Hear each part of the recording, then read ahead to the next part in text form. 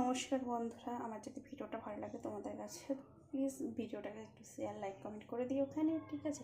আজ আমি তোমাদের কাছে নিয়ে এসেছি আমার যে ব্লগটা হলো যে যাদের পিম্পলগুলো হয়, র্যাশগুলো যে কুটু করে করে র্যাশ তৈরি হচ্ছে, ঠিক আছে। মানে যত ক্রিম লাগাচ্ছ হচ্ছে কমছে না, ঠিক আছে। তাদের জন্য আমি একটা নতুন টিপস নিয়ে এসেছি, যেটা আমি নিজেই ইউজ করি, ঠিক আছে। আমি নিয়ে এসেছি তাও 10-15টা তো নিম পাতা, সেই গরম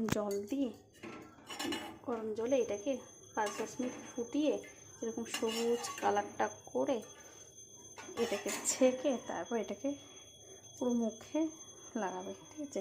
পিম্পল দেখবে 10-15 দিন এরকম ইউজ করবে, তারপর পিম্পলটা দেখবে গায়েব হয়ে যাবে, ঠিক আছে। সেটা আমি নিজে করে দেখছি। আমার যেহেতু আরও র্যাশগুলো একটু বেশি বড় বড় গোটা ছিল, আজকে যেহেতু করে দেখছি 2 দিন ধরে অনেকটা কমে গেছে।